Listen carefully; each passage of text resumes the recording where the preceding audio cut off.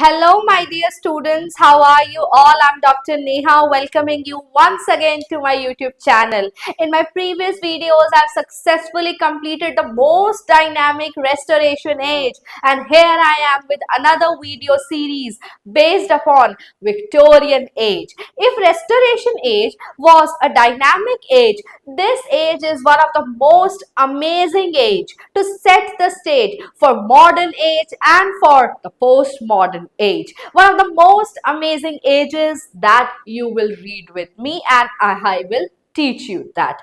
First of all, because net exam is going to approach really soon and chronology is asked, and chronology basically connects us with the social political background. History में chronology को समझने के लिए social political background की understanding होना भी हमारे लिए एक क्यू बन जाती है, एक क्लू बन जाती है आंसर को अटेम्प्ट करने के लिए. तो इसी तरीके से ही क्योंकि एज की chronology भी पूछी जाती है, oh my god, I have been stressing upon chronology in all my videos, and ये वीडियो भी उनसे अलग नहीं होगा क्योंकि chronology एक important क्वेश्चन है नेट एग्जाम का. क्योंकि because I belong to Haryana, I can not miss discussing about the upcoming Haryana public service commission exam for assistant professor.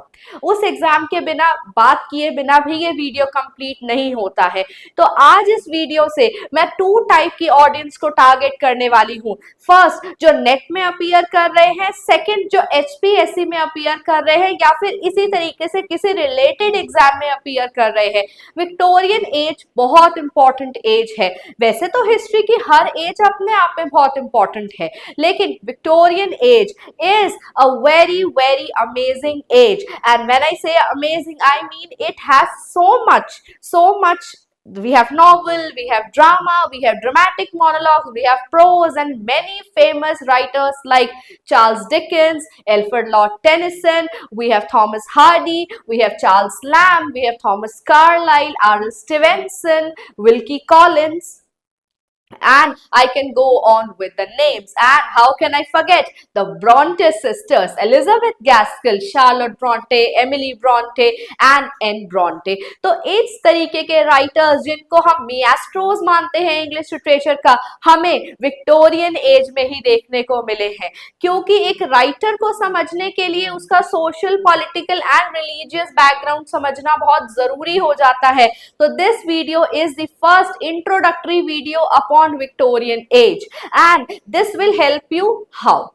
First of all, to understand the writer, the age in which he lived becomes very much important. Writer वही लिखता है जो as में हो रहा है, तो backdrop बहुत ज्यादा इंपॉर्टेंट हो जाता है. सेकेंडली, जो एग्जाम में हम अपीयर करते हैं वहां पर most of the times age की क्रोनोलॉजी भी आ जाती है. उसमें विक्टोरियन एज को डायरेक्टली नहीं पूछा जाएगा.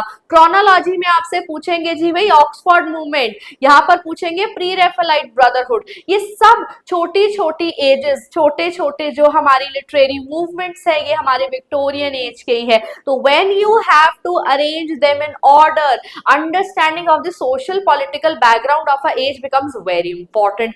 थर्ड थिंग, HPSC एग्जाम जो कि जस्ट आने ही वाला है. When I'm recording this video and will be uploading it, HPSC exam 2 months apart भी नहीं रह जाएगा, क्योंकि डे बाय डे क्लॉक टिक कर रही है. हमारे लिए बहुत जरूरी है that we should not waste even a single day.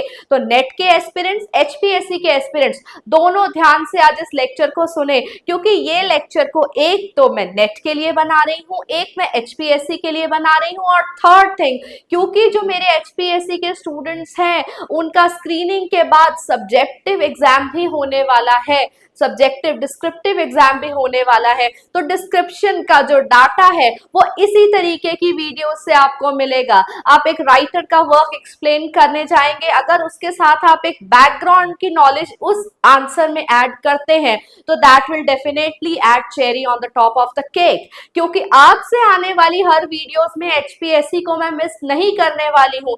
I am hitting 2 targets with 1 video.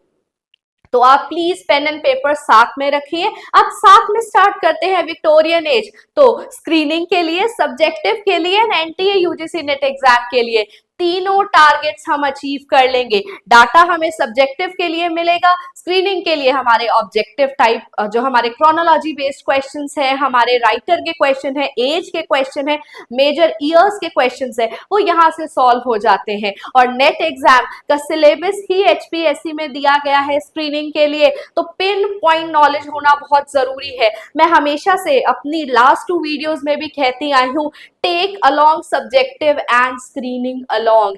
ऐसा मत कीजिए कि आप स्क्रीनिंग को उठाइए, ऑब्जेक्टिव टाइप उठाइए और सब्जेक्टिव को निगेट कर दीजिए। नो, सब्जेक्टिव डाटा अपने माइंड में एक साथ आप कलेक्ट करते जाएं। जब विक्टोरियन एज के राइटर्स को उठाएं, हार्डी को उठाएं, डिकेंस को उठाएं, तो उन जो जिस एज से वो बिलोंग करते हैं उसका एक ब्यूटीफुल, एक थोड़ा सा स्ट्रक्चर्ड पेज आप बना करके रख लें, जिसमें ब्यूटीफुल कोटेशंस हो, जिसमें ब्यूटीफुल वोकैबुलरी हो। तो इस तरीके से एक स्ट्रक्चर बनाकर रखें कि आप वन सिंगल स्टैंडिंग पेज से एक एज का बैकड्रॉप समझा पाएं, तभी राइटर के वर्क्स को आप जस्टिस कर पाएंगे।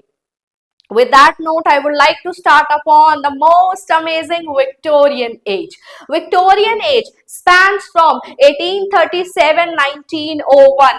पहले ये बताना है कि Victorian age का नेम Victorian age क्यों है? The question here is why this age is known as Victorian age? Because the queen of the time, Queen Victoria, gives name to this age. The age of Victorian age queen Victoria के name से बना है। वो पहली monarch है जिन्होंने अपने ही rule में अपना ही नेम अपने ही एज को देते हुए देखा गया है। Such an amazing age and amazing queen. Why? Because during this time हमारे पास social political background में इतना tumultuous है, इतनी dynamic है, इतनी diversity है that devoting one lecture upon the background of Victorian age is not sufficient.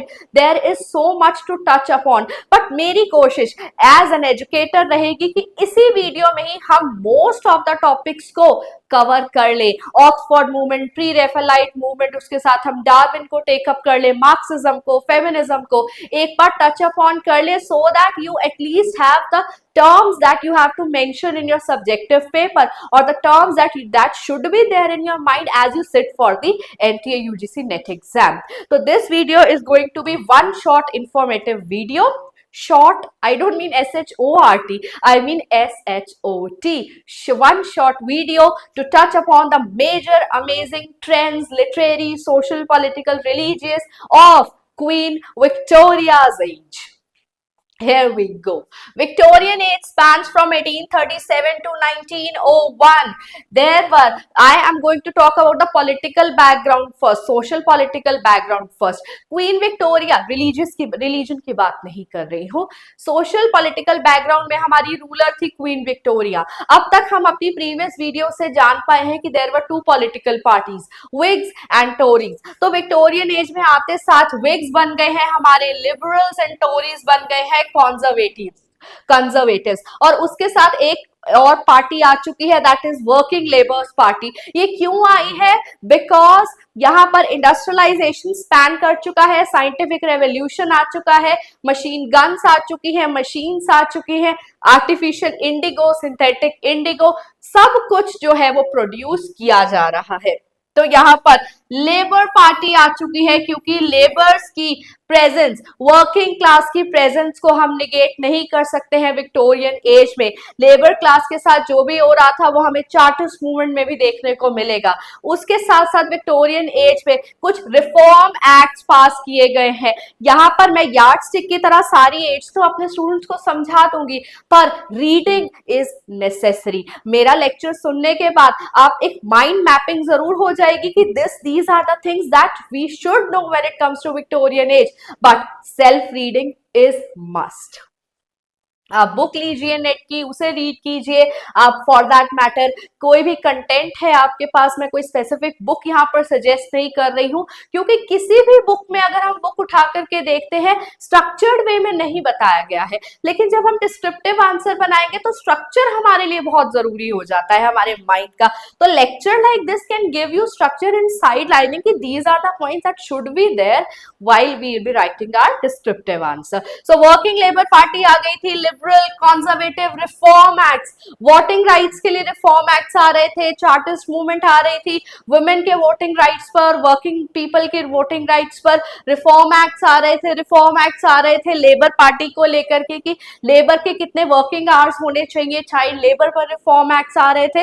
Reformation was going on in the social political background. अब यहाँ पर क्या क्यों आ रहे थे रिफॉर्म एक्ट्स? एक तो जब क्वीन विक्टोरिया रूल कर रही थी इंग्लैंड में, कॉलोनाइजेशन था। कॉलोनाइजेशन क्या होता है? नहीं नहीं, ये कॉलोनाइज नहीं थे भाई, ये कॉलोनाइजर्स थे। क्वीन विक्टोरिया का इंग्लैंड स्ट्रेट 50 कंट्रीज को कॉलोनाइज कर रखा था। Queen Victoria was mother and queen to the 50 countries like India, like Africa, सबको कॉलोनाइज कर रखा था। So England was not one only nation, it was one of those nations जो सबको फीड कर रहा था। यहाँ पर म्यूटिनीज हो रही थी, यहाँ पर क्रीमियन वॉर्स हो रही थी, रिवोल्ट हो रहा था, आयरिश रेफॉर्मेशन हो रहा था, आयरिश होम रूल की बात हो रही थी। तो यहाँ पर कॉलोनाइजेशन का कॉन्सेप्ट अपने पीक पर है, क्योंकि रिवोल्ट भी स्टार्ट हो चुके हैं, कॉलोनाइजेशन भी स्टार्ट नहीं, अपने पीक पर है। लेबर्स आ रहे हैं, अफ्रीका से स्लेव आ रहे हैं, इंडिया से हमें चीप लेबर मिल रही है। तो England was naturally very much green and healthy. क्यों हेल्दी था? क्योंकि यहाँ पे हमें फ्री लेबर मिल रही थी, फ्री वर्किंग क्लास मिल रही थी, हम हीप एंड बाउंड से ग्रो कर रहे थे। हम यहाँ पर, मैं ब्रिटेन की बात कर रही हूँ, तो they were growing with heaps and bounds, word use कर सकते हैं। 50 कंट्रीज को फीड कर रहा था इंग्लैंड, 50 कंट्रीज पर रूल कर रहा था, जो सारे थर्ड वर्ल्ड नेशंस हैं। England was now at the first place, feeding more than 50 countries, taking care of them, taking benefits from them. तो colonizer, colonized का concept, मार्क्सिज्म का concept, यहाँ पर हमें यहाँ पर पोस्ट कलोनियलिज्म देखने को मिलेगा, मार्क्सिज्म देखने को मिलेगा, फेमिनिज्म देखने को मिलेगा। भाई voting rights, first wave of feminism भूलना नहीं है, विक्टोरियन एज में ही आई है। तो फेमिनिज्म की थियोरी भी बहुत इंपॉर्टेंट हो जाती है। अब विक्टोरियन एज का ये सोशल पॉलिटिकल बैकग्राउंड में रिफॉर्म एक्ट्स को स्टूडेंट्स मिस नहीं कर सकते हैं, पॉलिटिकल पार्टीज को मिस नहीं कर सकते हैं, उसके साथ हम मिस नहीं कर सकते हैं कॉलोनाइजेशन के कॉन्सेप्ट को, क्योंकि that is indeed the root of Victorian social political background. Colonisation को हमें नहीं छोड़ना है, उसके साथ साथ हमें साइंटिफिक रेवोल्यूशन को भी नहीं छोड़ना है, बिकॉज साइंटिफिक रेवोल्यूशन हो रही थी, day by day machine guns आ रही थी, साइंटिफिक रेवोल्यूशन एनहांस हुआ, इधर से इंडस्ट्रियलाइजेशन अपने साथ ही एनहांस होने लगा। पीपल फॉर बेटर फैसिलिटीज यहाँ पर सिटीज में आने लगे, कोकटाउन में आने लगे, कॉकटाउन जैसी सिटीज में आकर के वर्क करने लगे। They became cheap labor, leaving away their agrarian mode of living. Agrarian word use करेंगे, HPSC के बच्चे सब्जेक्टिव वाले सुन ले। Agrarian movement was the movement, industrialization and agrarian movement का यहाँ पर एक कॉम्प्रोमाइज देखने को मिलता है। एक तरफ तो वी हैव मशीन्स जो कि ह्यूमन प्रोडक्शन को, ह्यूमन लेबर को रिप्लेस कर रहा था, एक तरफ था एग्रेरियन फार्मर, वो कैसे सफर कर रहा है, वो कहां पर जाए। तो ये भी एक विक्टोरियन कॉम्प्रोमाइज है, इंडस्ट्रियलाइजेशन एंड एग्रेरियन। तो colonisation, scientific development, industrial revolution, reform acts, political parties, Victorian age, labours party, chartist movement, ये मुझे सोशल पॉलिटिकल बैकग्राउंड के फर्स्ट पेज पर ही देखने को मिल जाना चाहिए, because these are the umbrella concept, that umbrella that gives shade to the layers of Victorian times. Next, another concept that should be there in your mind as you study Victorian age is the Victorian compromise. Very important concept of Victorian compromise that was given by Chesterton. Victorian compromise क्या है? यहाँ पर पहले compromise का meaning समझ लेते हैं।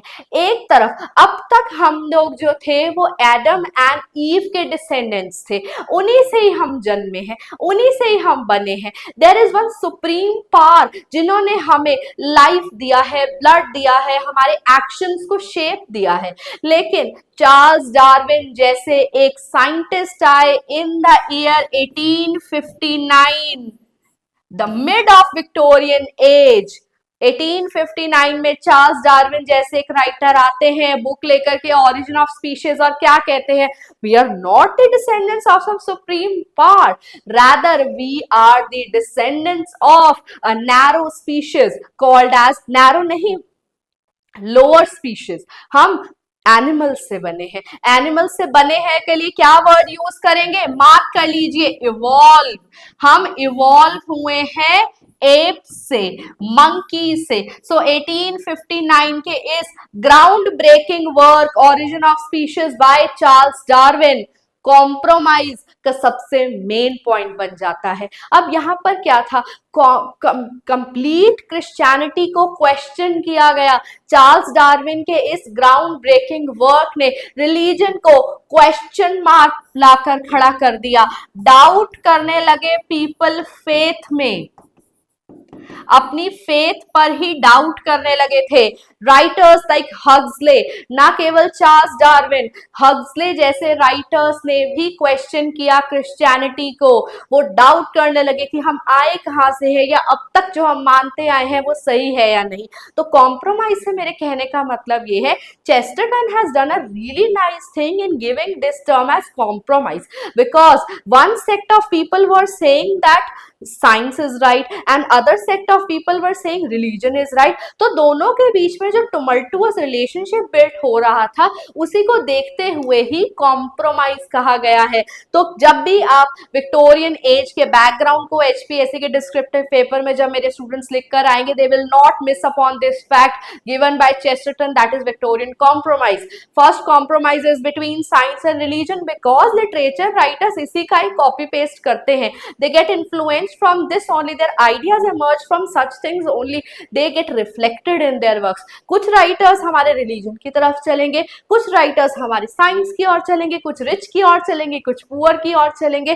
तो compromise stands very apt when it comes to literature. Literature में भी कॉम्प्रोमाइज देखने को मिलेगा, मॉरल एंड एस्थेटिक का देखने को मिलेगा। भाई विक्टोरियन एज के लास्ट में ऑस्कर वाइल्ड आ जाएंगे, वॉल्टर पेटर आ जाएंगे। अब तक मॉरलिस्टिक टेल्स आ रही थी, David Copperfield, hard times, old curiosity shop and works like Jude the Obscure, जो हमारी मॉरलिस्टिक वैल्यूज को ना चैलेंज कर देते थे कि क्या हम मॉरली ठीक है, क्या ग्रेड का फैक्ट्स को इनग्रेन करने का तरीका यूटिलिटेरियनिज्म क्या ठीक है क्या नहीं है। तो हम अब तक मॉरल बेस्ड चल रहे थे, तो हम आर्ट से हट चुके थे। तो क्यों ना लिटरेचर को आर्ट फॉर आर्ट से आर्ट फॉर लाइफ सेव के लिए ही एंजॉय किया जाए। तो एस्थेटिक आ गया। तो यहाँ पर जितना ईजी ये लग रहा है उतना ईजी है नहीं, क्योंकि जब आप साइंस की बात करेंगे, आप चार्ल्स डार्विन की बात करेंगे, एल्डोस हक्सले की बात करेंगे। जब आप रिलीजन की बात करेंगे तो आप ऑक्सफोर्ड मूवमेंट की बात करेंगे, जिसमें आप John Henry Newman, John Keble के ट्रैक्ट्स की बात करेंगे, जॉन हेनरी न्यूमैन के ट्रैक्ट्स के, क्योंकि हम ऑक्सफोर्ड मूवमेंट को ट्रैक्टेरियन मूवमेंट भी कहते हैं। रिच एंड पुअर की जब आप बात करेंगे तो मार्क्सिज्म की बात जरूर करें। ये क्यू पॉइंटर्स हैं जो मैं हेल्प कर रही हूँ, एक डिस्क्रिप्टिव आंसर में भी, एक ऑब्जेक्टिव आंसर में भी। तो compromise between rich and poor stands for industrialization ने रिच को रिच कर दिया था, पुअर को पुअर कर दिया था। अपर मिडिल क्लास आ चुकी थी, लोअर मिडिल क्लास, भाई ये इतनी क्लासेस कहां से आई। अब तक तो हम जानते थे rich class, poor class, middle class होती है, बट मिडिल क्लास में भी डाइवर्जन्स आने लगे थे, जैसे कि अपर middle class, lower middle class. तो पुअर से भी पहुंचने के लिए बहुत सारे लेयर्स होते हैं। तो upper middle class is the only class that was struggling to become like rich. इनका अपना कल्चर था। तो हमारे पास इस तरीके के रिच एंड पुअर का जो कल्चर का कॉन्सेप्ट है, वो हमें मैथ्यू आर्नल्ड के कल्चर एंड अनार्की में देखने को मिलता है। तो क्यों ना यहाँ पर कार्ल मार्क्स का मार्क्सिज्म भी फिट कर दें, क्योंकि जितना डायनामिक आपका आंसर होगा, जितनी आपकी अंडरस्टैंडिंग को आप वाइडन करेंगे, रीडिंग को आप वाइडन करेंगे, you will get to know that Victorian compromise में there are so many things that you can write। Rich में आप hard times का एग्जाम्पल दे सकते हैं, ग्रेड का एग्जाम्पल दे सकते हैं, पुअर में आप सीसी ड्यूक का एग्जाम्पल दे सकते हैं, पोवर्टी, यहाँ पर वर्किंग आर, लेबर क्लास। किस तरीके से hard times is one of such representative novels of this compromise between rich and poor that you can definitely quote it the way you like to. और यहाँ पर मैं एक हिंट, एक clue, एक टिप और देना चाहूंगी कि स्टूडेंट साथ के साथ एक नोटबुक मेंटेन करें जहां पर हर एज के beautiful beautiful meaningful representative quotations को आप लिखते जाएं। फैक्ट्स फैक्ट्स फैक्ट्स, इस तरीके की कोट्स है। I was ever a fighter so one fight more, the best and the last. किसकी कोट है कमेंट सेक्शन में मुझे जरूर बताइएगा, क्योंकि स्टूडेंट्स प्रिपेयर कर रहे हैं with their blood and sweat. So moral and aesthetic में, मॉरल में हमारे पास डिकिंस की राइटिंग्स आ जाती हैं, टेनिसन की राइटिंग आ जाती है। हमारे पास एस्थेटिक में आर्ट फॉर आर्ट से एक आता है, आर्ट फॉर लाइफ से एक आता है, वॉल्टर पेटर का आता है। थियोडोर गॉटियर ने ये कॉन्सेप्ट को स्टार्ट किया था। प्री रेफेलाइट ब्रदरहुड जी हमारा एस्थेटिक मूवमेंट में ही आता है। प्री रेफेलाइट ब्रदरहुड के राइटर्स थे डांटे गैब्रियल रोजेटी, उनकी sister Christina Rossetti, William Morris. इस तरीके के राइटर्स जो थे वो हमारे ये पेंटिंग में मूवमेंट स्टार्ट हुई थी। प्री रेफेलाइट ब्रदरहुड बहुत इंपॉर्टेंट है। ऑक्सफोर्ड मूवमेंट यहाँ पर फिट हो जाती है, प्री रेफेलाइट यहाँ पर फिट हो जाती है, रिफॉर्म एक्ट में चार्टिस्ट मूवमेंट फिट हो जाती है। तो यहाँ पर बिकॉज विक्टोरियन कॉम्प्रोमाइज अपने आप में एक सेंट्रल कॉन्सेप्ट है to tell you the major social political background of the age. Now these are the major yardstick points that should be there in your mind as you prepare your answer and as you go on with the writers of the age. I will definitely dedicate another specific video about the major writers of the age, but एक बार देख लेते हैं literature कैसा था। Literature इस दौरान जो था वो पोएट्री, नॉवल एंड प्रोज में डिवाइडेड था। पोएट्री यहाँ पर कैसी थी? पोएट्री थोड़ी सी पेसिमिस्टिक भी थी, पेसिमिस्टिक पोएट्री भी थी, रिप्रेजेंटेटिव पोएट्री भी थी, एस्थेटिक पोएट्री भी थी। और राइटर्स कौन से हैं हमारे पास? टेनिसन है, आर्नल्ड है, डोवर बीच लिखा है भाई उन्होंने। टेनिसन ने तो बहुत सारे इमेमोरियल, सबसे ज्यादा इंपॉर्टेंट वर्क। नॉवल में तो the list will go on and on. यहाँ पे मैं स्टार्ट करती हूँ डिकिंस से, डिकिंस, हार्डी, ब्रॉन्टे सिस्टर्स, यहां पर हमारे रॉबर्ट ब्राउनिंग ड्रामेटिक मोनोलॉग साथ के साथ पढ़ लेना। The bishop's orders is tomb at Stanfridge's church. Robert Browning, उनकी wife Elizabeth Barrett Browning, Bronte sisters, हमारे पास यहाँ पर जॉर्ज मेरेडिथ हैं, जॉर्ज मेरेडिथ के साथ हमारे पास एलिजाबेथ गैस्किल हैं। These are some of the major important writers, but Benjamin Disraeli, R.L. Stevenson, Wilkie Collins, इन्हें भी हम मिस नहीं कर सकते हैं। तो such a dynamic age. Prose में हमारे पास आ जाते हैं, वी हैव कार्लाइल।